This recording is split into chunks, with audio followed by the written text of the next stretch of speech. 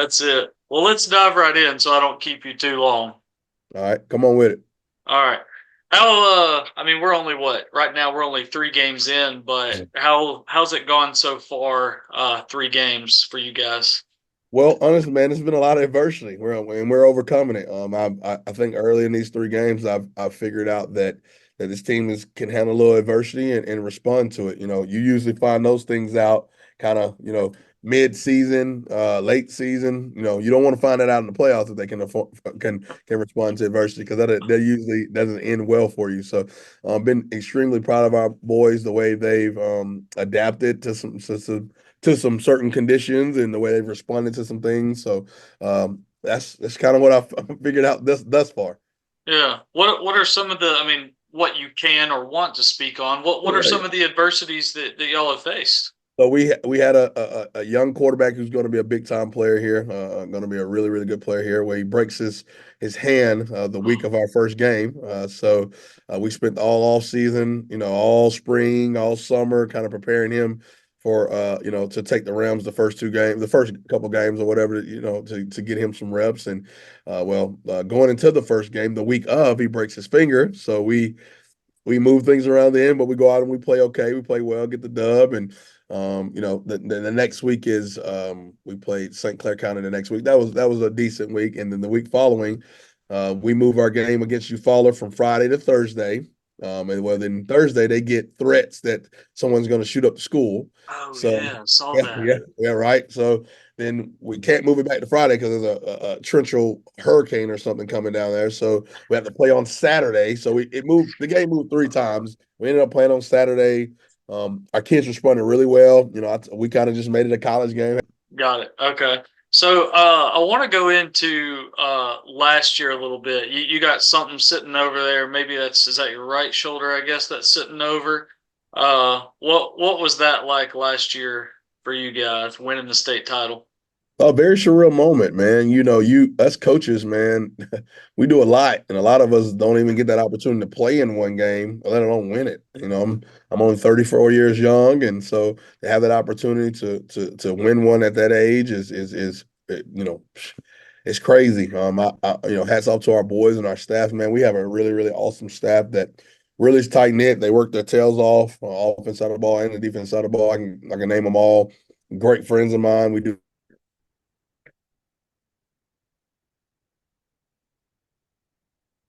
we set that our boys rise to and honestly carry it out. And we finally got to it. And to win it was very, very surreal. Very surreal.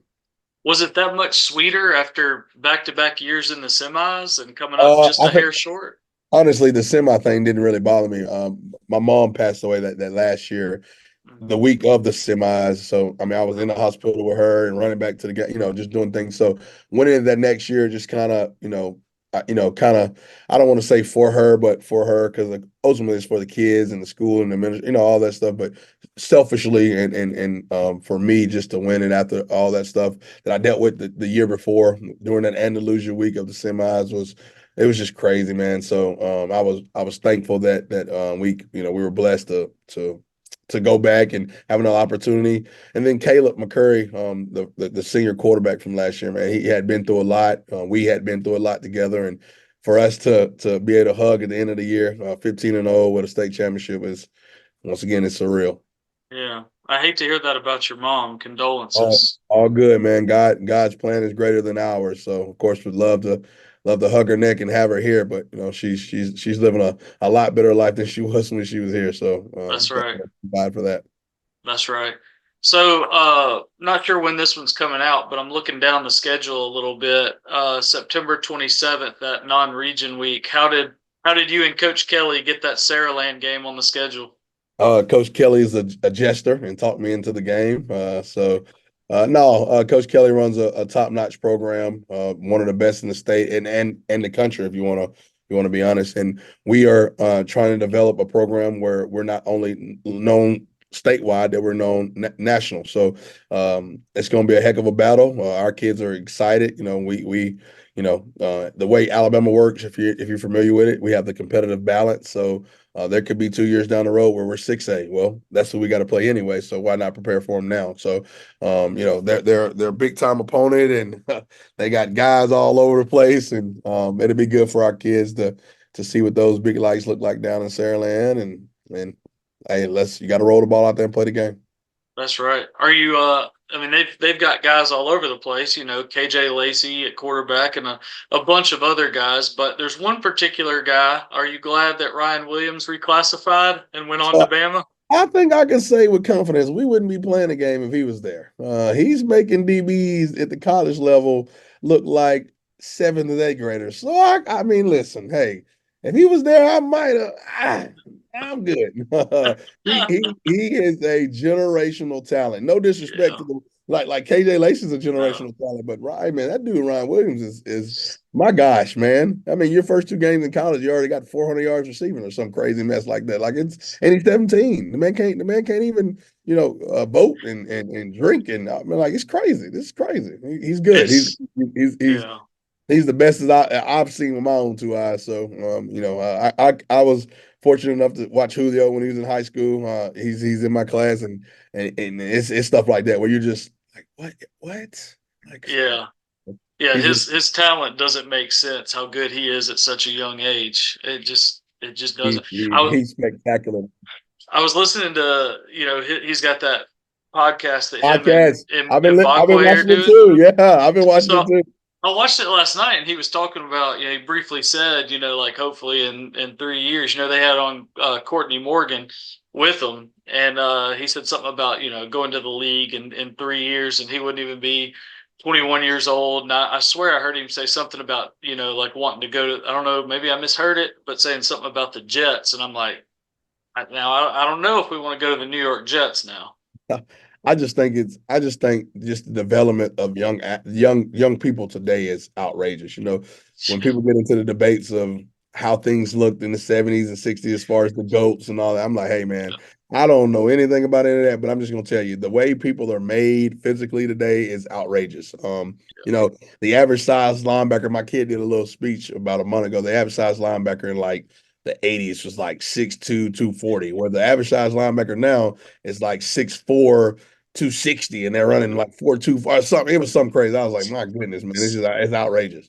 That is. So why do you think, especially in recent years, what has made Montgomery Catholic so successful? Because I mean, you guys have moved every reclassification the last two or three. Like you were 3A not too long ago, then 4A the last 2 years. Now you're in 5A for the first time. Like what has made you guys so successful as you've kept moving up? Well, you gotta commit to wanting to be good, right? I mean, it just don't Yeah. happen by chance. And so the first step is hiring our athletic director, Daniel Veras, someone who's obsessed with sports, obsessed Yeah.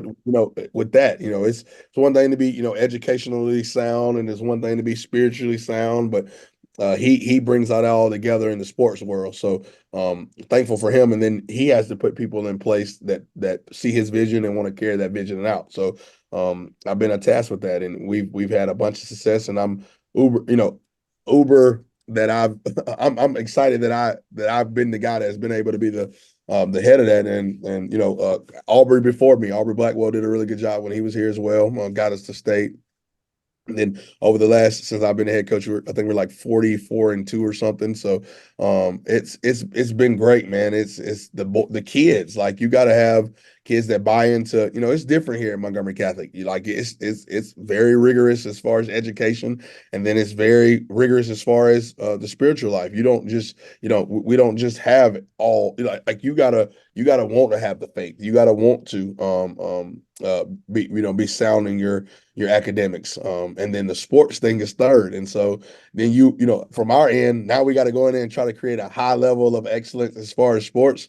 When that's, what I mean? Like it's tough. Yeah. So you got to be a special kid to want to do all three of those things at a high level. So speaking of, well, I got you on here. I'm gonna introduce you to the athletic director you just asked me about. This is him right here. This is Daniel Veras. He just walked in. This is the athletic director. Hello, This sir. is why we have Hey, this. right here. This is the guy, man. This is the guy I why we love have. it. Hope you're doing well. He's showing me some Yeah, Jordan nice to that meet you. I need to see, which is fire.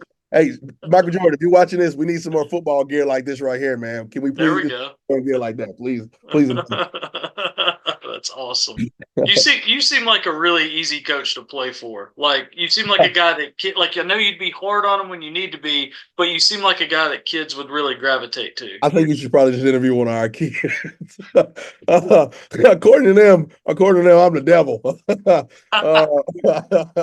But no, man, we have a standard, and they know like the standard is a standard. Like as bad as it is, I'm black and white. Like it's no gray area. It's no well, coach. No, man, it's hey, we said 7 o'clock. Well, coach, the traffic on Vaughn Road was you should have left earlier. Like I don't know, tell you, like traffic's everywhere. Or coach, I thought it. No, we don't pay you to think. Get out of here. Let's go. Come on, whatever. So I'm black and white, which creates a standard where it doesn't matter if you're the first screen guy or the fifth screen guy, that we all have to abide by it. So and that's me too. I got to abide by the standard as well.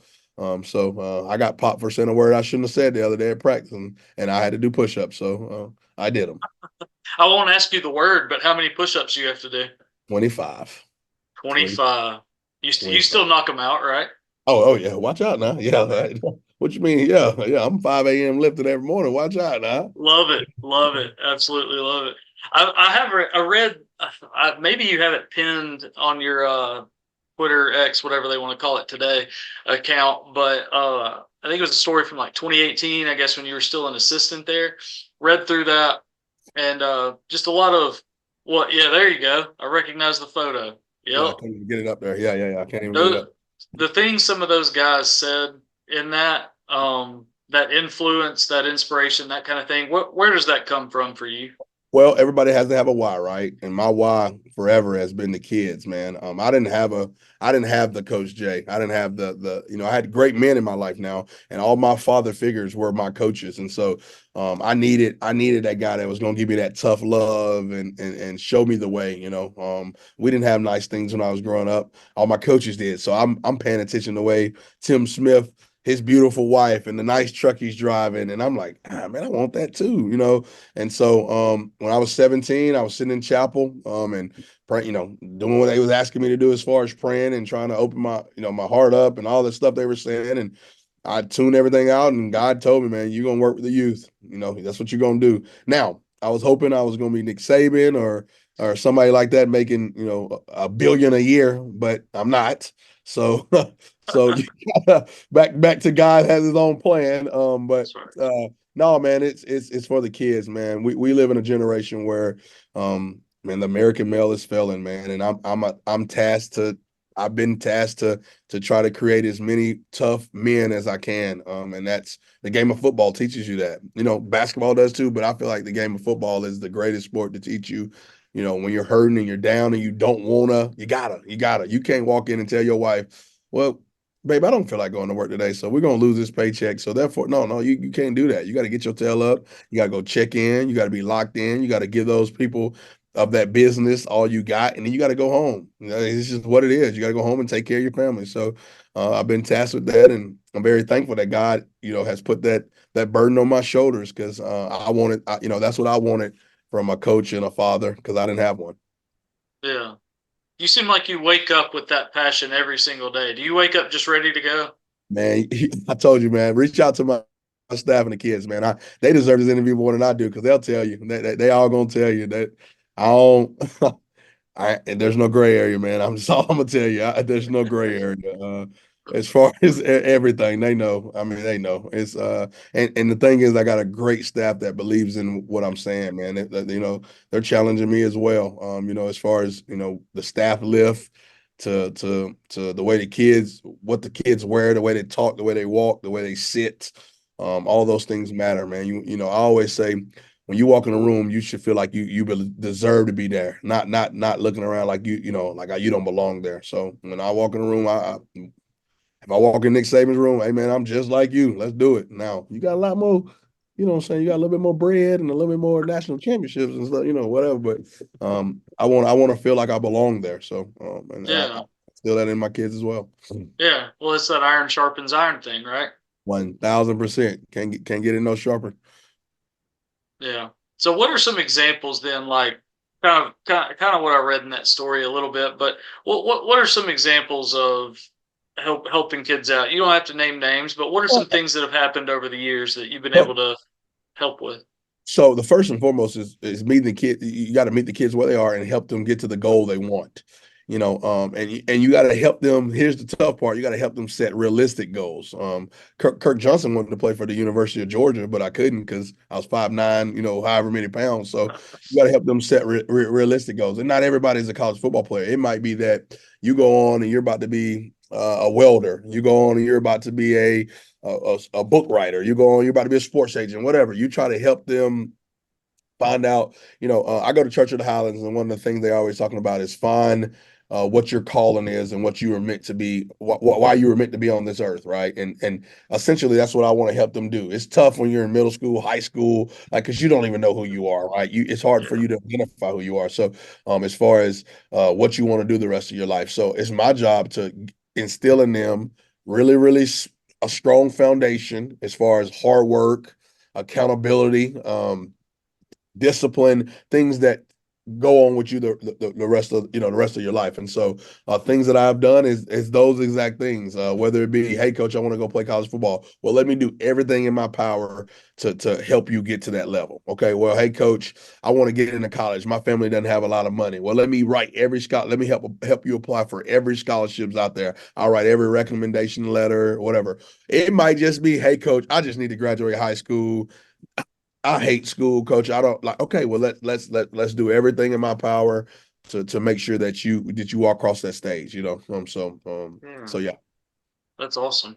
So and you I'm didn't sure and I'm go. sure there's millions of coaches that are doing that. That's our calling. If you're not doing it, you're probably doing it. You probably don't need to be in this in this field. I'm just blessed that there was just happened to be somebody with a camera standing there that day that was like, hey, that guy's awesome. So I'm sure there's a lot of coaches doing it. Yeah, yeah, there's no doubt about it. So you didn't end up at Georgia, but did you play at Huntington? Yes, sir. I did. I did. Signed with Stanford out of high school. Went to Huntington. Best thing that ever happened to me. That's some of where my humility comes from, and understanding that God's purpose. Man, you call Mike Turk. I was miserable my first year. Like I was like, man, why am I here? D3 football. What is going on? It was everything I needed. It was everything I needed as far as the tough love from Charlie Goodyear, showing me that you can love somebody Yeah, and hold them accountable to things from I can go on and on. So I met great people there. I don't know if you know anything about the Huntington coaching tree. It's one of the best ones in the state. We yeah, got guys in the NFL, we got guys in college, we got several high school coaches across the state that are very successful. Matt Johnson, Zach Golston, Quinn Hambright, like I can go on and on. So yeah, thankful for that you gotta love football if you're playing D3. You have to love it. yeah, yeah, You're not getting paid millions of dollars to be out there, so you got to love it. And I think yeah, I'm just thankful that my foundation, as far as most of the things I do, as far as our program and stuff, is a derivative of what we learned from Mike Turk and his staff at Huntington. yeah. And you said you had signed with Samford out of high school? So I had every intentions of being a dang Sanford Bulldog, man. That was around the time when Pat Sullivan had became the head coach, and they were changing a lot of the different things as far as they weren't going to be running the ball a lot with a fat running back. They were going to be throwing it all over the place and stuff like that. So, my path took me to Huntington College, and it is what it is. And I was man, you talking about beat up and hurt, man. I was beat up and hurt, but like I said, you look back now when you're older, and it's what you needed. It's not what you want, it's what you need. I've Yeah, always said. So that's right.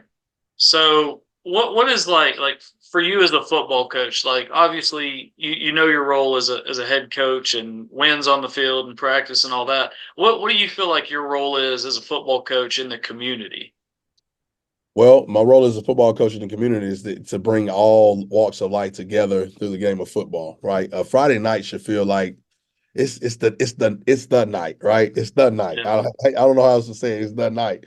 It's where everybody comes together. It's where you get to see our school, and you get to get a sneak peek of what our school looks like as far as a whole, from the way our boys play to the way our boys walk to the way they talk, the way the cheerleaders cheer, the way the fans cheer. You get to see our whole community as a whole. My ultimate goal as a coach is to get our boys to heaven, right? So when we're living every day, we got to make sure that we're instilling the things that are going to allow these boys to not allow, but that gets these boys into heaven. Yeah. So, as far as the community, and we do so much as a community. I don't even know if I think we just truly just use the word family. Like, as far as when people are born, it feels like I feel like we giving out gifts all every week, and it's crazy. So when I tell you they're family here, they're family. We have a parent lift in the morning, so it's wild. So it's our community is intertwined with our school, and our school is intertwined with our church, like, so it's a tight knit community. It really is. I don't know if I've heard of a school that does a parent lift. We do a parent lift. If you go on my Facebook, you can pull me up. You see it. We take pictures all the time. There's moms from previous kids that have graduated here that wanted to get a lift. And hey, man, we it's been running for about 8 years now. So we still kick it. Wow. Yeah, yeah. That is cool. I need that up here Come actually. on, Need come to on, come on. Move I on need down to here. Move on down here. it Come on, might hey, Montgomery. it might be tough. Might be tough to get Mon- down, I'm up near Birmingham. Might be tough getting down Hey, there, but hey, what part of Birmingham you in? we're in Trussville. Okay, I grew up in Shelby County, a little old Columbiana, Alabama. I know Columbiana. Yeah. We picked up a marriage license in Columbiana. Hey, we are the capital C. Shout out to you. Shout out to There you you. go. There you All, go. all, all 16 of us. Yeah. Yep. I think I've been there. I think probably just a handful of times, but been to the courthouse for that. Used to cover some stuff. Liberty Day? Newton. Liberty Day? No, no. Come on, man. Come on, man. Come on, man. You got I'll to put come it to on the Liberty ca- Day. I'll put Yeah. it on the calendar. Yeah. Come on, man. Slide on through, man. You'll be a celebrity. We're going to slide in there. I love it. I love it. I'll get you out of here on this. First year in 5A, I'm looking over here at the rest of the schedule, currently, like I know y'all got a game against a Pensacola, Florida team coming up, but region games left, Charles Henderson, Carroll, Headland, Greenville at Andalusia, to end the year. Obviously Saraland right in the middle there. How do y'all get to where you want to go the rest of the way? By taking one step at a time. That's the issue with people. You tend to want to look at the finish line, and then when you're wrong, how about you just put one foot in front of the other? And right now, our foot is Pensacola Catholic. So, all our focus is on Pensacola Catholic. We're not looking anywhere else, and so that's the focus, man. Every day this week we waking up or woken up and tried our best to put our best foot forward for Pensacola Catholic. You can't go 10-0 without going 1-0. Right. So let's go 1-0 every single week. And that's what we do. And it's cliche. Everybody calls it coach talk and they think I'm joking, but that's what we do. We That's don't. what it is. And Friday, Saturday morning, you get up, you go love on your family, you go to games, do it, whatever. And on Sunday afternoon, the next team, whoever it is. So it's it's driven in me. That's what we do, man. This is what we do. Um, Yeah. How small are those, like one step at a time? You kind of talked about it in terms of, like this game this week, that game next week, but how small can those steps get thinking about like what is the next task? Like how much do y'all really break that down? So it's very small steps, man, because it goes from the way you approach the Sunday meeting, that's a step, to the Yep. way you receive the information you got in the Sunday meeting, that's a step, to the way you respond to the coaching that you got from the Friday night's game in that Sunday meeting, that's a step. From the way you go home and prepare from the film you got to log as the player and as the coach from that Sunday meeting, that's a step. To the way that you get up and work out on Monday morning, the thing you wore, the way you got up, were you on time, the devotional we had at 6:55, were you locked in? Do you remember what the person said? That's a step. To the way you pick up the weight on the first rep, to the way you pick up the weight on the last rep Monday morning, that's a step. And I can go on and on and on. And then if we've taken enough baby steps, by Friday, hopefully we ran far enough that we feel like we can have some success against whoever we play. Now, you are correct. Based on who you playing, the steps you might have to run a little bit farther, you know. So if I'm playing Alabama, I'm sure the steps are going to be a lot farther than if I'm playing, Hunter in college. So yeah, it's steps that you got to take, but you got to take your time taking them because when you get over anxious, you might miss a step and you might miss a small detail that's very crucial. Like, hey, in the nub set, the tight end always steps down and releases out, or hey, when they give us a 4-2 box, you got to remember the safety is definitely going to roll. Whatever the steps are, you got to make sure you're taking them, and we try our best to drive it in our kids' heads. So like they're sick of it. They're sick of hearing it. Yeah, you should be sick of hearing it because I want to make the practices hard. Games are fun. Yeah. Well, little things make big things happen. Yeah, and games are only fun if you win. Yeah. Yeah. They Yeah. hurt when you lose. Yeah. Well, y'all are winning a lot of them, coach. And Keep praying for that. Keep praying for that. Don't. Hey, yeah, it ain't about the rearview mirror, man. It's about the windshield, big dog. It's about the windshield. yeah. Yeah. Was it? I said that on another podcast sometime recently where I'm going to butcher the quote, and I can't remember who said it. I think it was, honestly, I think it was Jelly Roll at some award show or something, talking about why the windshield is bigger than the In the rearview rearview mirror. mirror. Come on. Hey, we that gets said around here all the time. Let me explain something to you. We live in a world, if you don't get stuff done now, you're gone. Yeah. Like a year ago, Nick Saban lost a game in the beginning of the year, right? And we're talking Yeah. about Nick Saban. Nick Saban. And people were on Facebook, he needs to be fired. He's washed up. He don't know. I'm like, what? It's What? crazy. What? Hey, there's three active college football coaches currently who have a national championship. Do you know who they are? Kirby Smart. Come on. Hang on. Active. Active. Dabo. Dabo, come on. Another the other A- last dude in the ACC. Dabo, Kirby in the ACC. Yes, sir. Oh, well, I know it's Texas. not Jim Texas. He's in the in the, ACC, but he was at Texas. but he was at Texas. Oh Vince, man, Vince Young, come on. where is he at? Mac Brown's at North Carolina. Oh, Mac Brown. Come on, come on. And so the point I'm making is Dabo Swinney is one of three coaches that's active that's won a national championship, right? Three. And not only he has multiple, which makes him one of two coaches that are active with multiple national championship. And people are calling to get him fired. Are you It's have you crazy. have you lost your ever loving mind?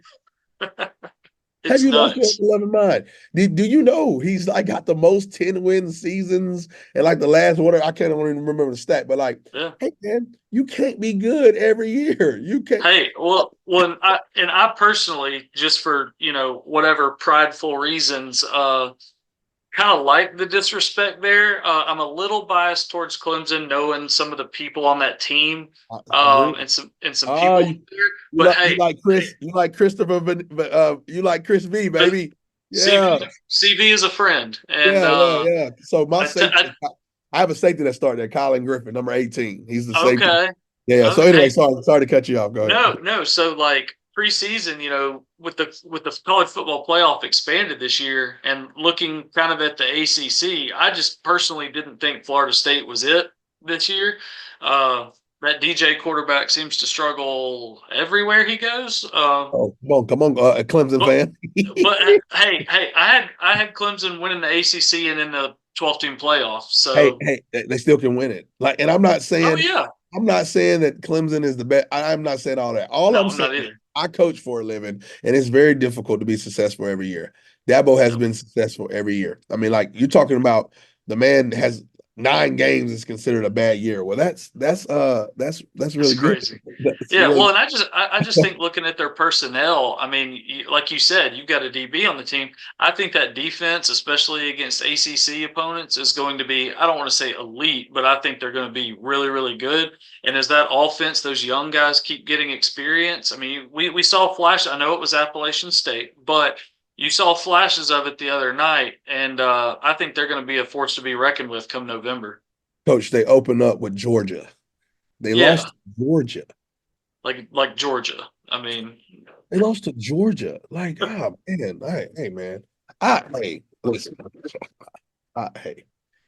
The moral of that entire story was like it's hard to win on a consistent basis, no matter where you are. Yeah. Yep. And we live in a world where if you don't have success right now, they want you gone. So you gotta be ready to go. You gotta be ready to work. You gotta be ready to, put your feet on the ground. So yeah. Yeah. Well, keep winning, coach. Please pray for it. I appreciate you doing this. It was good talking to you, getting to know you a little bit. Man, I'm free all the time, man. I try to help wherever I can. From what I can tell, you got a pretty strong platform, and you're doing a really good job. And Thank um, you. anytime we can shed a positive light on young people and the That's it. positive things in this world, man, let's do it, man. Let's do it. It's so much. You turn on the news, it's all negative. I don't like all that. So let's Yeah. try to keep the thing positive. Let's try to push this thing forward and not backwards. Let's go back to You're that windshield, man. Let's look at that windshield, not that rearview mirror. big one. That's it. That's it. Well, I appreciate you, coach. Yes, sir, man. Thank you so much, man. If you need anything from me, you know where I'm at. I got you. Good luck the rest of the way. I appreciate you. Thanks, coach.